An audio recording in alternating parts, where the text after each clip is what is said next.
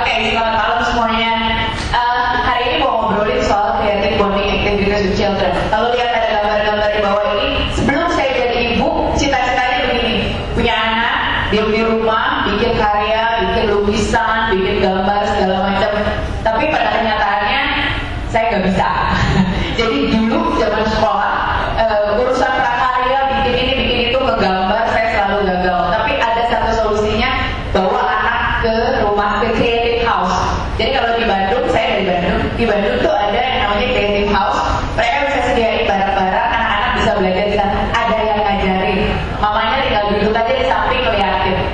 Nah, yang kedua, saya mencoba menularkan hobi yang saya punya sama anak saya, karena saya pengen ntar udah bisa melakukan hobinya, kesenangannya bareng-bareng. Saya kebetulan senang makan, saya suka makan, saya nulis soal review makanan di surgamakan.com. Anak saya tularin doyan makan supaya saya selalu punya teman makan.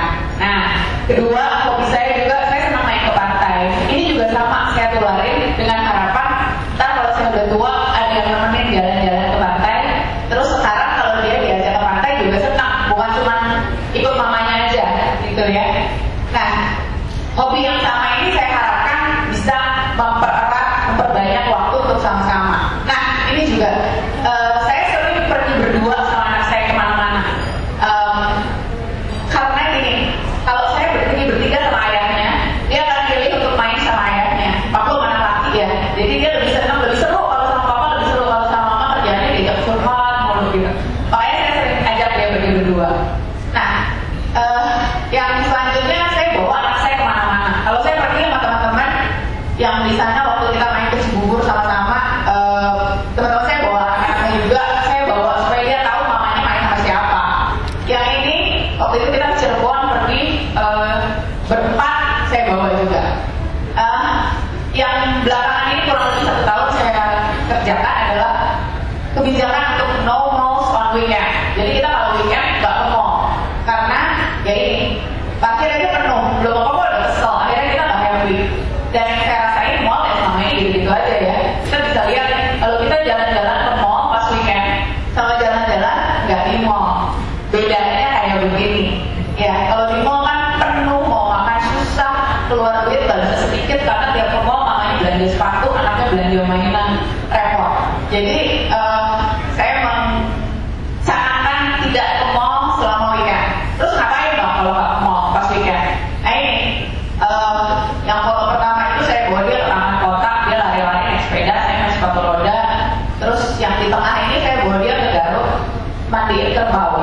Waktu itu teman-teman saya dan termasuk mertua saya komplek, anak-anak dibawa main mandiin kerbau kan kotor ya. Terus ini saya merasa bahwa setiap anak itu unik dan spesial. Makanya saya nggak rajin baca panduan jadi ibu yang baik atau how to be a good mom segala macam, saya nggak pernah baca, karena menurut saya anak-anak tuh semua spesial, terus kita troubleshootingnya lain-lain. Nah, terus gimana dong? Saya nggak pernah baca soal segala macam, ya trial and error, udah nggak ada lagi. Anak saya baru 1, kalau sampai nih rencananya enggak, saya punya anak kedua, mungkin metodenya lain lagi, karena itu tadi semua anak kan lain-lain dan punya uniqueness sendiri-sendiri, nggak bisa kita pakai hal yang sama. Nah, ini yang juga saya terapkan sama anak saya. Saya sama almarhum ayah saya dulu nggak hangat. Saya tahu dia sayang sama saya tentu saja. Tapi kalau diingat-ingat, saya dipeluk sama ayah saya itu cuma 2 kali. Satu pas lulus S1, kedua pas menikah. Gitu. Jadi kalau dipeluk sama ayah saya itu sampai nangis berurai air mata karena nggak pernah dipeluk bapaknya, kasihan banget ya. Nah, padahal ini katanya they invented hugs to let people know you love them without saying anything. Jadi sayang sama orang, peluk, kita nggak usah ngomong apa-apa, tapi kalau dipeluk tuh rasanya disayang ya. Semua pasti setuju, semua pasti senang dipeluk. Ini beberapa waktu lalu saya tanya sama beberapa anak, termasuk anak saya bilang, apa sih dipeluk tuh apa sih gitu. Dia bilang nggak tahu artinya, tapi rasanya enak katanya. Terus yang lucu ini anak teman saya umur 8 tahun, dia bilang kalau dipeluk mami, kalau dipeluk tambah squeeze gitu kayaknya tambah asik. Nah juga ada yang bilang kalau dipeluk mami senang, kalau nggak sama orang yang nggak senang nggak mau dipeluk katanya. Anak-anak tuh nggak peduli kok bahwa pelukan itu rilis oksitosin, ada hormon katanya bisa mengurangi stres, bisa mengurangi sakit kepala segala macam.